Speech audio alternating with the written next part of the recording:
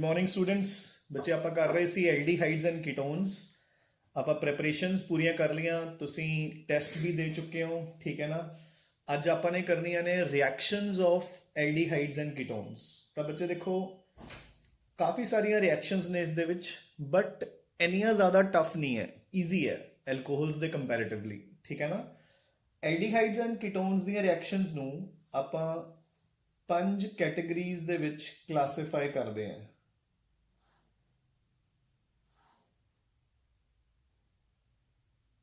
ਠੀਕ ਹੈ, ਪਹਿਲੀ ਉਹਨਾਂ ਦੀਆਂ ਟਿਪੀਕਲ ਰਿਐਕਸ਼ਨਸ, ਜਿਨ੍ਹਾਂ ਨੂੰ ਆਪਾਂ ਬੋਲਦੇ ਹਾਂ ਨਿਊਕਲੀਓਫਿਲਿਕ ਐਡੀਸ਼ਨਸ। ਠੀਕ ਹੈ, ਜਿਹੜੀਆਂ ਐਲਡੀਹਾਈਡਸ ਐਂਡ ਕੀਟੋਨਸ ਦੀਆਂ ਟਿਪੀਕਲ ਰਿਐਕਸ਼ਨਸ ਹੈ, nucleophilic addition. Number 2, nucleophilic additions followed by removal of water molecule। So ਆਪਾਂ nucleophilic addition करके water molecule remove कर देंगे हैं, ठीक है। Third category reduction reactions। Fourth category oxidation reactions, ठीक है ना। इन्हां दी दोनों होणगियां। ਆਪਾਂ ਨੇ ਕੀ ਕੀਤਾ ਸੀ, ਦੇਖੋ कि एल्डिहाइड्स की अगर ऑक्सीडेशन होंगी है कार्बोक्सिलिक एसिड्स बनते हैं, रिडक्शन होंगी है तो एल्कोहल्स बनते हैं, तो विच विचाले होंगे हैं, याद है ना। सो लास्ट कैटेगरी मिसलेनियस, ठीक है। अज आप पहलियां 2 कैटेगरीज इकट्ठियां कवर करांगे और बिल्कुल ईजी वे नाल, ईजी मैथड नाल कवर करांगे बच्चे, ठीक है ना। रिडक्शन ते ऑक्सीडेशन ਆਪਾਂ कुछ हद तक कर चुके हैं ऑलरेडी, ठीक है। मिसलेनियस अपना मेजर पार्ट है, जिहदे अंडर ਆਪਾਂ ਨੇ ਇੱਥੇ कवर करनियां होणगियां मेनली 4 टाइप्स ऑफ रिएक्शंस। एक जिसनों ਆਪਾਂ कहने हैं aldol condensation, second Cannizzaro's reaction, Cannizzaro's reaction. Third Tishchenko's reaction, aldol condensation, Cannizzaro, Tischenko's, and finally fourth category polymerizations, ठीक है। सो ये 4 मिसलेनियस कैटेगरी दे विच आ जाणगियां, ठीक है बच्चे। सो एल्डिहाइड्स एंड कीटोन्स दियां रिएक्शंस थोड़े अगे मैं जॉट डाउन कीतियां हुई हैं।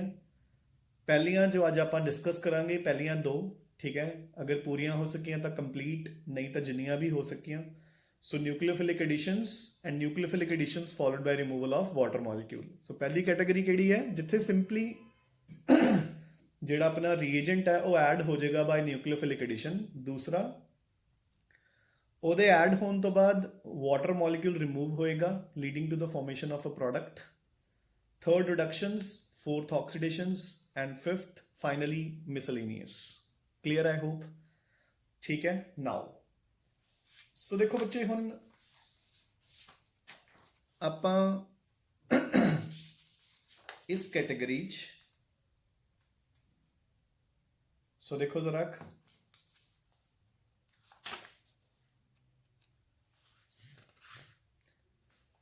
आप पहली कैटेगरी स्टार्ट करांगे जिहड़ी कि इन्हां दी टिपिकल रिएक्शंस दी है, न्यूक्लियोफिलिक एडिशन रिएक्शंस, ठीक है।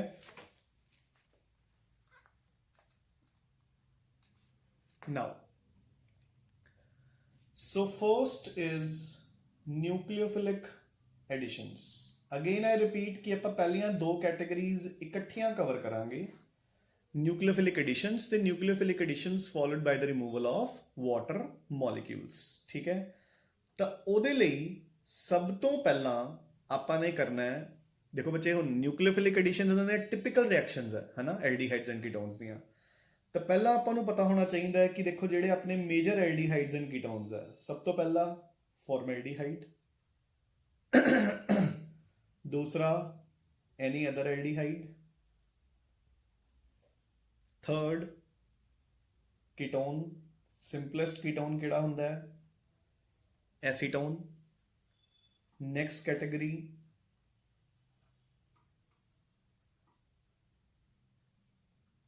एसिटोफिनोन। नेक्स्ट कैटेगरी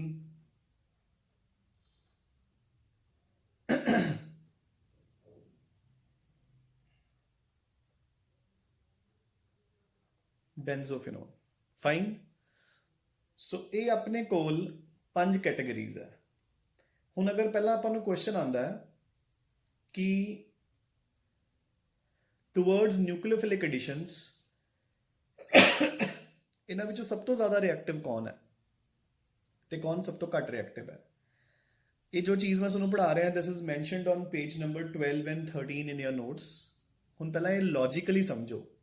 मैं एसीटाइलडीहाइड की एग्जाम्पल देके तुहानूं रिएक्शन समझा रहा हां। सो देखो बच्चे आपां ने किवें कीता सी। आपां ने की कीता सी कि अगर मैं इस दे विच HCN पाऊंगा तो CH3CH ਉਹਦੇ ਨਾਲ ਲੱਗ ਜਾਊਗਾ H ਤੇ C ਦੇ ਨਾਲ ਲੱਗ ਜਾਊਗਾ CN। याद है कि नहीं सब नूं? ਤੇ ਜਿਹੜਾ ਕੰਪਾਊਂਡ ਬਣੂਗਾ ਇਸ ਦਾ ਨੇਮ ਹੁੰਦਾ ਹੈ ਸਿਆਨੋਹਾਈਡਰਿਨ।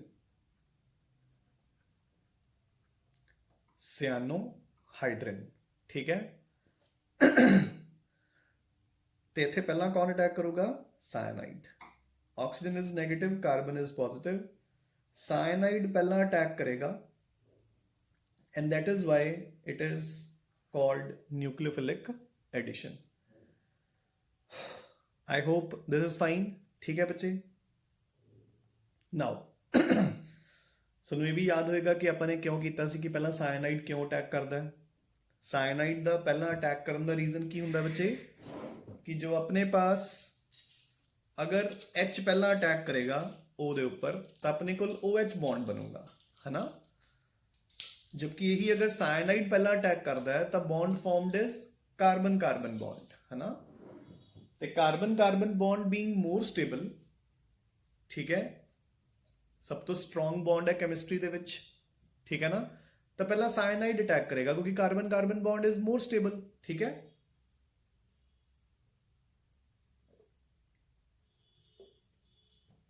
सो इन अ नटशेल की है कि the cyanide will attack first and that is why it is called nucleophilic addition।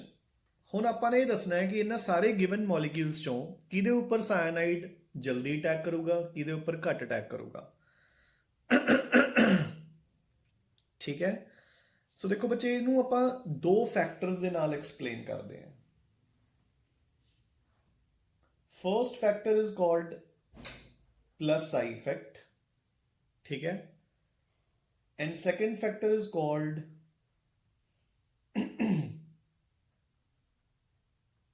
steric hindrance। plus I effect and steric hindrance। ਹੁਣ ਦੇਖੋ ਬੱਚੇ ਪਹਿਲਾਂ ਤਾਂ plus I effect। ਹੁਣ ਦੇਖੋ ਅਟੈਕ ਕਰਨਾ ਸਾਇਨਾਈਡ ਨੇ, carbon is positive, O is negative. ਜਿੰਨਾ ਇਹਦੇ ਉੱਪਰ ਪੋਜ਼ਿਟਿਵ ਚਾਰਜ ਜ਼ਿਆਦਾ ਹੋਊਗਾ ਉਨਾ ਹੀ ਸਾਇਨਾਈਡ ਨੂੰ ਅਟੈਕ ਕਰਨਾ ਈਜ਼ੀ ਹੋ ਜਾਏਗਾ, ਇਨ ਅਦਰ ਵਰਡਸ, ਹੈ ਨਾ। ਹੁਣ ਦੇਖੋ ਜੋ ਮਿਥਾਈਲ ਗਰੁੱਪ ਹੁੰਦਾ ਹੈ ਦੈਟ ਇਜ਼ ਇਲੈਕਟ੍ਰੋਨ ਪੁਸ਼ਿੰਗ। ਇੱਥੇ ਇੱਕ ਪੁਸ਼ਿੰਗ ਗਰੁੱਪ ਹੈ। ਐਸੀਟੋਨ ਦੇ ਵਿੱਚ ਇਹੀ ਪੁਸ਼ਿੰਗ ਗਰੁੱਪਸ 2 ਹੋ ਗਏ। ਇੱਥੇ ਇੱਕ ਮਿਥਾਈਲ ਪੁਸ਼ਿੰਗ ਹੈ, ਇੱਕ ਬੈਂਜ਼ੀਨ ਪੁਸ਼ਿੰਗ ਹੈ, ਐਂਡ ਬੈਂਜ਼ੀਨ ਦਾ ਪੁਸ਼ਿੰਗ ਇਫੈਕਟ ਮਿਥਾਈਲ ਨਾਲੋਂ ਜ਼ਿਆਦਾ ਹੋਏਗਾ ਡਿਊ ਟੂ ਰੈਜ਼ੋਨੈਂਸ। ਇੱਥੇ 2 ਬੈਂਜ਼ੀਨ ਰਿੰਗਸ ਹੋ ਗਏ, ਫਿਨਾਈਲ ਰਿੰਗਸ ਹੋ ਗਏ ਪੁਸ਼ਿੰਗ। ਸੋ ਸਭ ਤੋਂ ਜ਼ਿਆਦਾ ਪੁਸ਼ਿੰਗ ਕਿੱਥੋਂ ਹੋ ਰਹੀ ਹੈ? ਇੱਥੋਂ। ਉਸ ਤੋਂ ਘੱਟ, lesser, still lesser and least. So ਜਦੋਂ ਇਹ ਮਿਥਾਈਲ ਗਰੁੱਪ ਹੈ ਇਹ ਇਲੈਕਟ੍ਰੋਨਸ ਨੂੰ ਪੁਸ਼ ਕਰੇਗਾ ਤਾਂ ਇਲੈਕਟ੍ਰੋਨਸ ਨੂੰ ਪੁਸ਼ ਕਰਨ ਕਰਕੇ ਜਿਹੜਾ ਕਾਰਬਨ ਦੇ ਉੱਪਰ ਪੋਜ਼ਿਟਿਵ ਚਾਰਜ ਸੀ ਦੈਟ ਵਿਲ ਡਿਕਰੀਜ਼। ਸੋ ਜਿਹੜਾ ਇੱਥੇ ਪੋਜ਼ਿਟਿਵ ਚਾਰਜ ਹੈ ਉਹ ਸਭ ਤੋਂ ਜ਼ਿਆਦਾ ਹੋਏਗਾ ਔਰ ਜਿਹੜਾ ਇੱਥੇ ਪੋਜ਼ਿਟਿਵ ਚਾਰਜ ਹੈ ਉਹ ਘਟਦਾ ਜਾਊਗਾ, ਠੀਕ ਹੈ ਨਾ। this carbon will have maximum positive charge, ਘੱਟ ਘੱਟ ਹੋਰ ਵੀ ਘੱਟ, ਸਭ ਤੋਂ ਘੱਟ। ਸੋ ਜਦੋਂ ਬੱਚੇ ਪੋਜ਼ਿਟਿਵ ਚਾਰਜ ਘਟ ਜਾਏਗਾ ਤਾਂ ਨੈਗੇਟਿਵ ਨੂੰ ਅਟੈਕ ਕਰਨਾ ਕੀ ਹੋ ਜਾਏਗਾ? ਮੁਸ਼ਕਿਲ, ਕਿਉਂਕਿ ਨੈਗੇਟਿਵ ਨੇ ਅਟੈਕ ਕਿਸ ਤੇ ਕਰਨਾ ਹੈ? ਪੋਜ਼ਿਟਿਵ ਦੇ ਉੱਪਰ ਹੀ ਕਰਨਾ ਹੈ ਨਾ। ਤੇ ਜਦੋਂ ਪੋਜ਼ਿਟਿਵ ਚਾਰਜ ਹੀ ਨਹੀਂ ਰਹੇਗਾ ਤਾਂ ਅਟੈਕ ਕਿੱਥੇ ਕਰੇਗਾ? You getting a point? So in a nutshell, according to ਜਿਹੜਾ ਪਹਿਲਾ ਫੈਕਟਰ ਹੈ plus I effect, electron pushing effect, ਉਸ ਦੇ ਕਾਰਨ ਇਹਦੀ ਰਿਐਕਟਿਵਿਟੀ ਘਟਦੀ ਜਾ ਰਹੀ ਹੈ। Second is steric hindrance. ਹੁਣ ਸਾਇਨਾਈਡ ਨੇ ਇੱਥੇ ਅਟੈਕ ਕਰਨਾ ਹੈ, ਤਾਂ ਉਹਨੂੰ ਅਟੈਕ ਕਰਨਾ ਬਹੁਤ ਈਜ਼ੀ ਹੈ ਕਿਉਂਕਿ ਕੋਈ ਵੀ ਸਟੇਰਿਕ ਹਿੰਡਰੈਂਸ ਨਹੀਂ ਦੇ ਰਿਹਾ ਉਸਨੂੰ, ਹੈ ਨਾ। ਕਾਰਬਨ ਦੇ ਰਾਉਂਡ ਅਬਾਊਟ ਸਿਰਫ 2 ਹਾਈਡਰੋਜਨ ਤੇ 1 ਆਕਸੀਜਨ ਲੱਗੀ ਹੈ। ਇੱਥੇ ਇੱਕ ਬਲਕੀ ਗਰੁੱਪ ਹੋ ਗਿਆ, ਇੱਥੇ 2 ਬਲਕੀ ਗਰੁੱਪ ਹੋ ਗਏ, ਇੱਥੇ ਹੋਰ ਵੀ ਜ਼ਿਆਦਾ ਬਲਕੀ, ਇੱਥੇ ਬਹੁਤ ਜ਼ਿਆਦਾ ਬਲਕੀ। ਸੋ ਸਾਇਨਾਈਡ ਨੂੰ ਅਟੈਕ ਕਰਨ ਲਈ, ਅੰਦਰ ਘੁਸਣ ਲਈ ਜਗ੍ਹਾ ਹੀ ਨਹੀਂ ਮਿਲੂਗੀ। This is called ਸਟੇਰਿਕ hindrance.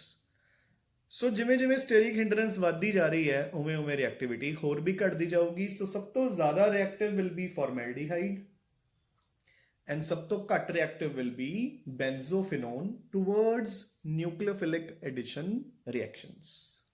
Easy ਬੱਚੇ, ਠੀਕ ਹੈ। ਸੋ ਦਿਸ ਇਜ਼ ਕਾਲਡ, ਜਿਸਨੂੰ ਆਪਾਂ ਕਹਿੰਦੇ ਆ ਰਿਐਕਟਿਵਿਟੀ of, relative reactivity of different aldehydes and ketones towards nucleophilic additions। ਹੁਣ ਆਪਾਂ ਬੱਚੇ ਇੱਕ ਇੱਕ ਕਰਕੇ ਅਲੱਗ-ਅਲੱਗ ਨਿਊਕਲੀਓਫਿਲਿਕ ਐਡੀਸ਼ਨਸ ਪੜ੍ਹਨੀਆਂ ਸਟਾਰਟ ਕਰਦੇ ਹਾਂ, ਠੀਕ ਹੈ। So our first reaction is addition of HCN। ਬੱਚੇ ਯਾਦ ਰੱਖਣਾ ਹੈ ਕਿ ਜੋ ਐਲਡੀਹਾਈਡਸ ਐਂਡ ਕੀਟੋਨਸ ਦਾ ਚੈਪਟਰ ਹੈ, ਇਹਦੀਆਂ ਜਿਹੜੀਆਂ ਇਹ ਰਿਐਕਸ਼ਨਸ ਆਪਾਂ ਕਰ ਰਹੇ ਹਾਂ ਪੰਜੋ ਕੈਟਾਗਰੀਜ਼, ਇਹ ਪੰਜੋ ਕੈਟਾਗਰੀਜ਼ ਦੀ ਇੱਕ ਇੱਕ ਰਿਐਕਸ਼ਨ ਤੁਹਾਨੂੰ ਸੀਬੀਐਸਈ ਐਗਜ਼ਾਮ 'ਚ ਆਏਗੀ। ਐਲਡੀਹਾਈਡਸ ਐਂਡ ਕੀਟੋਨਸ ਵਾਲੇ ਚੈਪਟਰ ਦੀ 6 ਮਾਰਕਸ ਦੀ ਵੇਟੇਜ ਹੈ ਸੀਬੀਐਸਈ ਐਗਜ਼ਾਮ ਦੇ ਵਿੱਚ।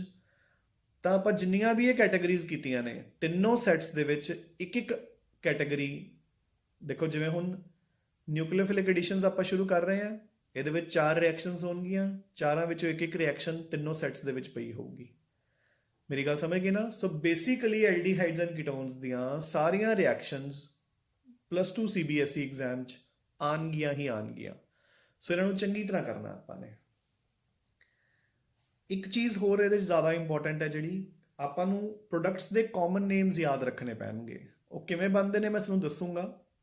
ਸੋ ਦੇਖੋ, ਜਿਵੇਂ ਐਡੀਸ਼ਨ ਆਫ HCN ਹੈ, ਤਾਂ ਜਿਹੜਾ ਪ੍ਰੋਡਕਟ ਬਣੇਗਾ ਉਸ ਦਾ ਨਾਮ ਕੀ ਹੋਏਗਾ।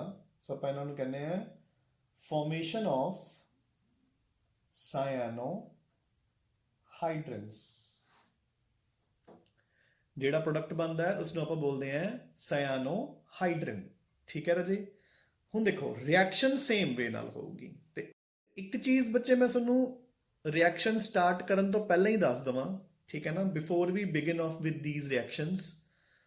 ਜਿਹੜੀਆਂ ਇਹ ਦੋਨੋਂ ਕੈਟਾਗਰੀਜ਼ ਆਪਾਂ ਕਵਰ ਕਰਾਂਗੇ, ਪਹਿਲੀਆਂ 2 ਕੈਟਾਗਰੀਜ਼ ਮਤਲਬ nucleophilic additions and nucleophilic additions followed by removal of water molecule. ਤਾਂ ਦੇਖੋ, ਆ ਆਪਣਾ ਐਲਡੀਹਾਈਡ ਜਾਂ ਕੀਟੋਨ ਹੈ, ਠੀਕ ਹੈ। ਇੱਕ ਬਿਲਕੁਲ ਸਿੰਪਲ ਜਿਹਾ ਤਰੀਕਾ ਹੈ ਨਾ ਰਿਐਕਸ਼ਨਸ ਨੂੰ ਕਰਨ ਦਾ, ਇਸ ਨੂੰ ਚੰਗੀ ਤਰ੍ਹਾਂ ਲਰਨ ਕਰ ਲੈਣਾ ਹੈ। ਆ ਆਪਣਾ ਐਲਡੀਹਾਈਡ ਜਾਂ ਕੀਟੋਨ ਹੈ, ਠੀਕ ਹੈ। ਐਲਡੀਹਾਈਡ ਜਾਂ ਕੀਟੋਨ।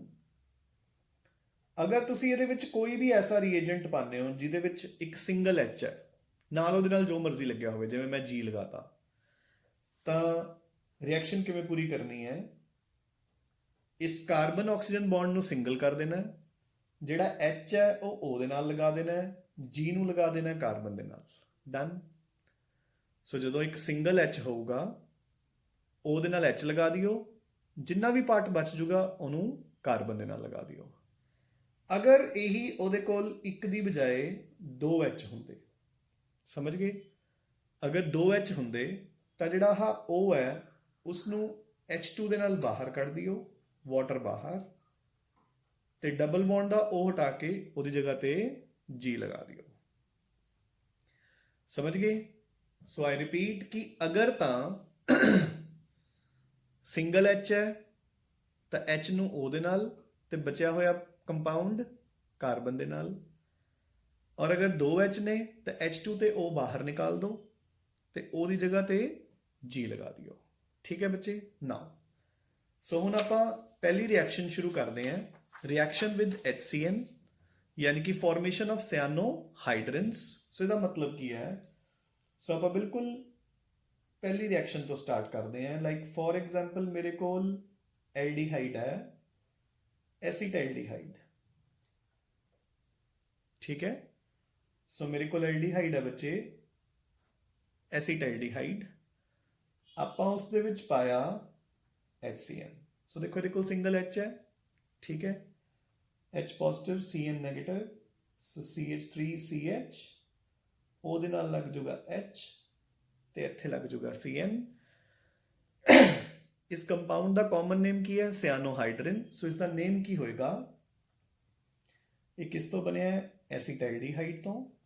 ਸੋ ਇਸ ਦਾ name is acetaldehyde cyanohydrin. I hope easy, ਠੀਕ ਹੈ। ਬਸ ਇੰਨੀ ਕੁ ਗੇਮ ਹੈ ਬੱਚੇ। ਹੁਣ ਦੇਖੋ ਲੈਟ ਇਟ ਬੀ ਮੇਰੇ ਕੋਲ ਹੁੰਦਾ ਐਸੀਟੋਨ,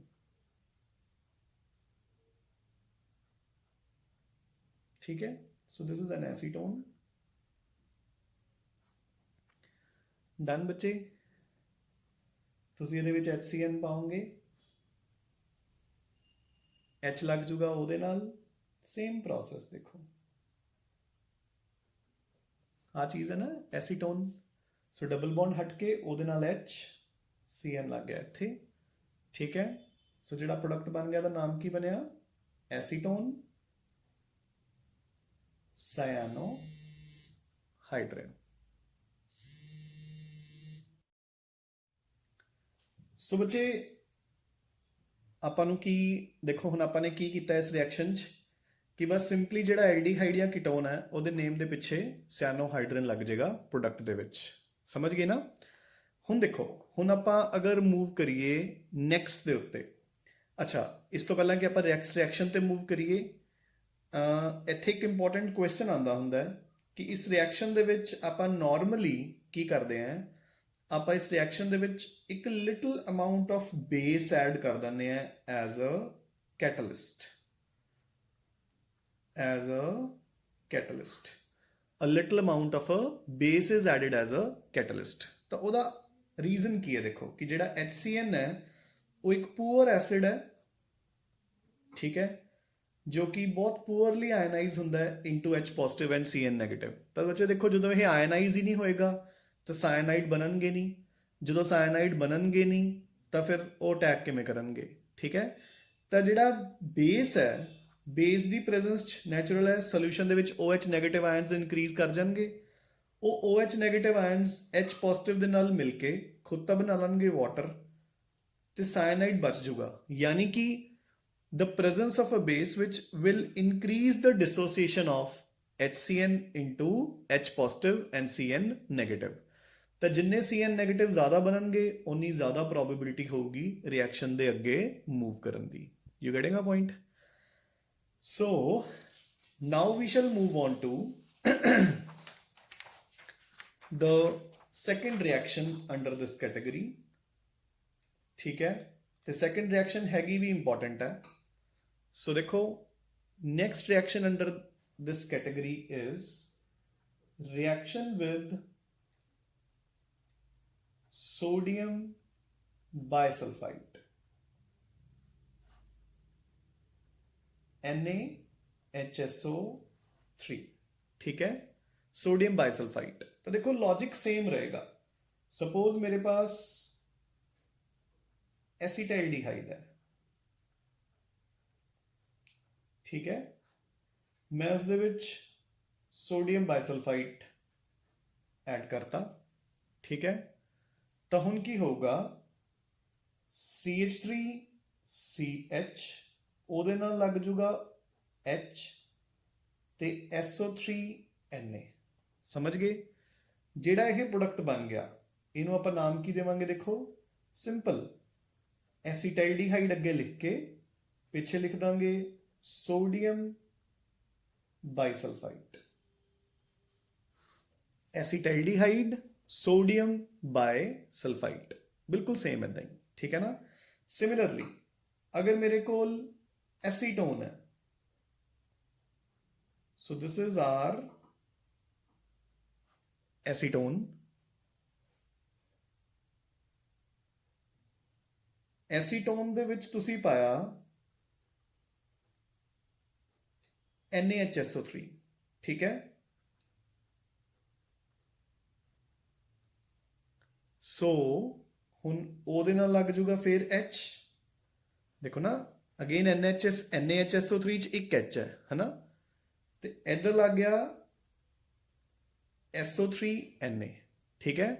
ਜਿਹੜਾ प्रोडक्ट बन गया ਉਹਦਾ नेम की again acetone sodium bisulphide, done, ठीक है। नाउ ਹੁਣ ਇਸ ਰਿਐਕਸ਼ਨ ਦੀ ਇੱਕ ਇੰਪੋਰਟੈਂਸ ਹੈ ਬੱਚੇ, ਜਿਹੜੇ ਆਹ ਪ੍ਰੋਡਕਟਸ ਬਣਦੇ ਨੇ, ਸੋ ਐਸੀਟਾਈਲਡੀਹਾਈਡ ਸੋਡੀਅਮ ਬਾਈਸਲਫਾਈਡ ਜਾਂ ਐਸੀਟੋਨ ਸੋਡੀਅਮ ਬਾਈਸਲਫਾਈਡ, ਇਹ PPTs ਹੁੰਦੇ ਆ, these are PPTs, ਠੀਕ ਹੈ। ਹੁਣ ਦੇਖੋ ਇਹਦੇ ਚ ਕੀ ਫਾਇਦਾ ਹੋ ਜਾਊਗਾ ਆਪਣਾ, ਜਿਹੜੇ ਇਹ PPTs ਨੇ, ਦੇਖੋ ਹੁਣ ਇਸ ਰਿਐਕਸ਼ਨ ਦੇ ਬੇਸ ਤੇ ਆਪਾਂ ਡਿਸਟਿੰਗੁਇਸ਼ ਕਰ ਸਕਦੇ ਹਾਂ। ਸੋ ਲਿਖੋ ਮੇਰੇ ਨਾਲ reaction with sodium bisulfite can be used to distinguish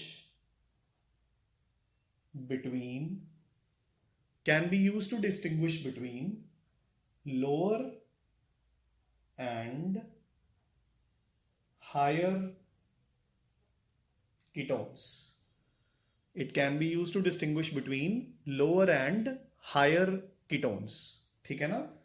सो ਜਿਹੜੇ ਸ਼ੁਰੂ ਵਾਲੇ ਛੋਟੇ ਕੀਟੋਨਸ ਹੁੰਦੇ ਨੇ ਉਹਨਾਂ ਨੂੰ ਹਾਇਰ ਕੀਟੋਨਸ ਤੋਂ ਡਿਸਟਿੰਗੁਇਸ਼ ਕਰਦੀ ਹੈ। ਉਹਦਾ ਰੀਜ਼ਨ ਕੀ ਹੈ, ਦੇਖੋ ਜਿਹੜੇ ਹੁਣ ਵੱਡੇ ਕੀਟੋਨਸ ਹੁੰਦੇ ਨੇ, ਜਿੱਦਾਂ ਕਿ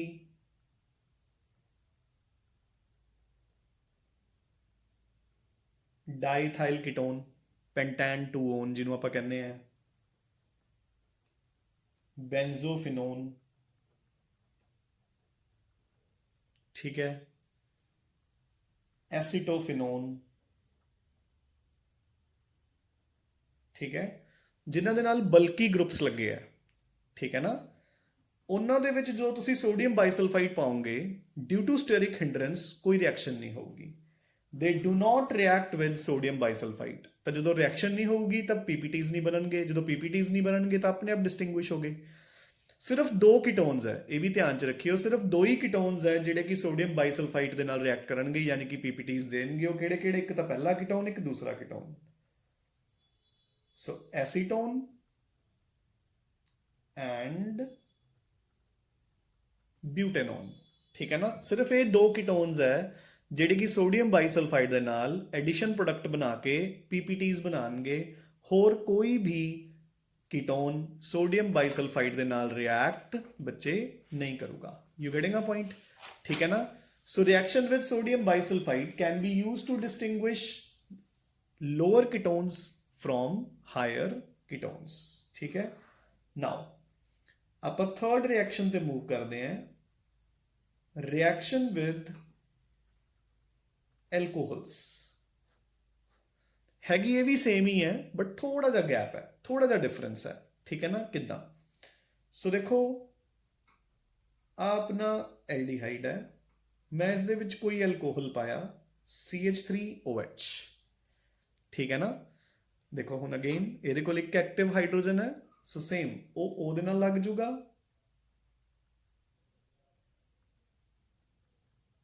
ते बचिया होया OCH3 इधर लग गया, ठीक है। इस तक तो रिएक्शन सेम ही है, बस हम थोड़ा जा फर्क होगा कि एक एल्कोहल का मॉलिक्यूल हो रहा होगा, एदा OH ते एदा H मिलके वाटर आउट, ते अपने कोल की बन जूगा, इधर भी OCH3 इधर भी OCH3, ठीक है। जेड़ा बच्चे आ फाइनल प्रोडक्ट बन गया, एदा नेम होएगा एसीटल, इन्हों आप की बोलते हैं एसीटल। तो एक ही हो गया जिहदे हले हाफ रिएक्शन हुई है, hemi acetal. So this is called hemi acetal. You getting a point. So aldehydes react with alcohols to form acetals and hemi acetals, ठीक है। हुण इहदे विच भी एक पॉइंट याद रखने वाला है, ठीक है। सो इस दे विच की याद रखना आपां ने कि अगर यही अपने कोल कोई कीटोन हुंदा लाइक एसीटोन या कोई भी कीटोन, तुसी उहदे विच एल्कोहल पाओगे तो there will be no reaction, कोई रिएक्शन नहीं होगी, ठीक है। यानी कि एल्डिहाइड्स ने एसीटल्स बनाते, कीटोन्स ने कीटल्स नहीं बनाए। पर फर्क की है कि अगर तुसी कीटोन दे विच कोई ऐदां दा एल्कोहल पाओ, डाईहाइड्रिक एल्कोहल, जिवें कि ग्लाइकॉल हुंदा, एक डाईहाइड्रिक एल्कोहल पाओगे तो ये दोनों एच ਉਹਦੇ ਨਾਲ ਬਾਹਰ,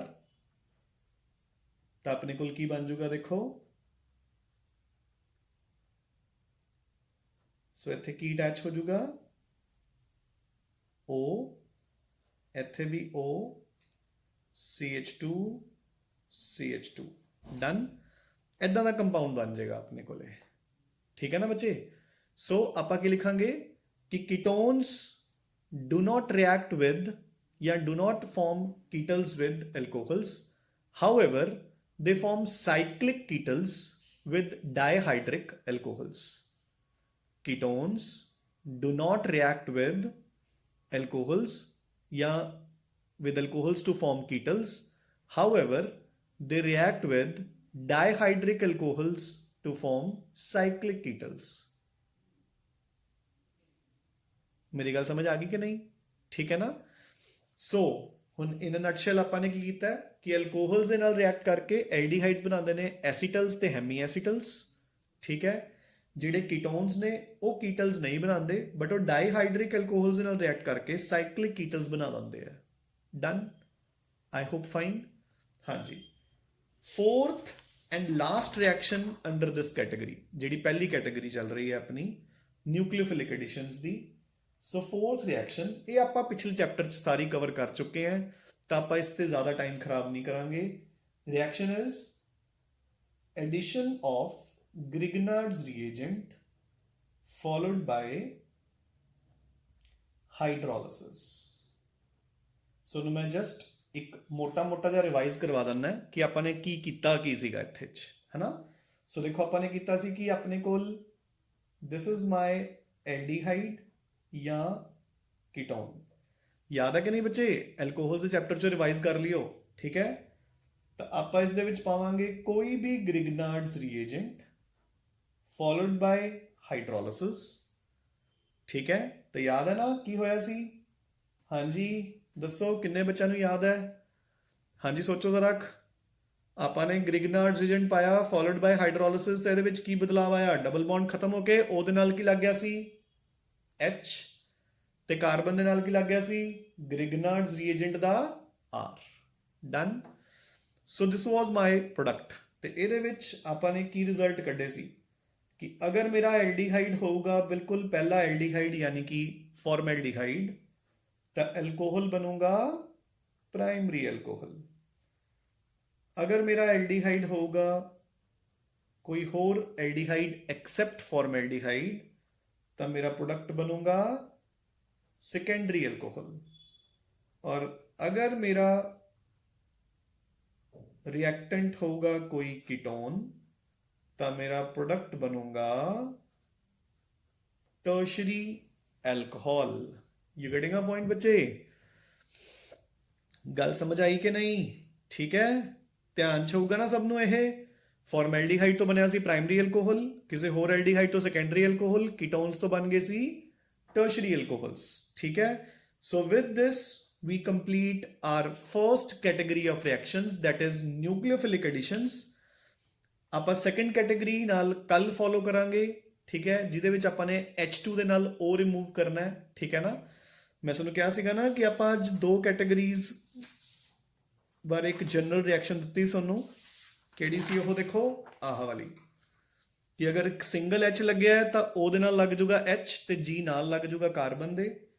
ਅਗਰ ਦੋ H ਨੇ ਤਾਂ H2 ਦੇ ਨਾਲ ਵਾਟਰ ਆਊਟ ਤੇ ਉਹਦੀ ਜਗ੍ਹਾ ਤੇ G ਆ ਜਾਊਗਾ। ਤਾਂ ਆਪਾਂ ਨੇ ਅੱਜ ਪਹਿਲੀ ਕੈਟੇਗਰੀ ਕੀਤੀ ਹੈ ਬੱਚੇ, ਠੀਕ ਹੈ ਨਾ, ਕਿ ਉਹਦੇ ਨਾਲ H ਲੱਗ ਜੂ ਤੇ ਬਚਿਆ ਖੁਚਿਆ ਪਾਰਟ ਲੱਗ ਜਾਊਗਾ ਕਾਰਬਨ ਦੇ ਨਾਲ, ਠੀਕ ਹੈ। ਆਪਾਂ ਸੈਕੰਡ ਕੈਟੇਗਰੀ ਕੱਲ ਕਰਾਂਗੇ, ਠੀਕ ਹੈ ਨਾ। So we have covered the first category of reactions, nucleophilic additions, ਠੀਕ ਹੈ। ਇਹ ਤੁਹਾਡੇ ਨੋਟਸ ਦੇ ਵਿੱਚ ਮੈਂਸ਼ਨਡ ਹੈ ਜੋ ਕੁਝ ਆਪਾਂ ਨੇ ਅੱਜ ਪੜ੍ਹਿਆ ਹੈ, starting from page number 12 to 16। ਤਾਂ ਤੁਸੀਂ ਉੱਥੋਂ ਚੰਗੀ ਤਰ੍ਹਾਂ ਰਿਵਾਈਜ਼ ਕਰ ਲੈਣਾ ਬੱਚੇ, ਠੀਕ ਹੈ ਨਾ। ਇਸ ਤੋਂ ਅੱਗੇ ਆਪਾਂ ਕੱਲ ਕੰਟੀਨਿਊ ਕਰਦੇ ਹਾਂ। So till then thanks a lot.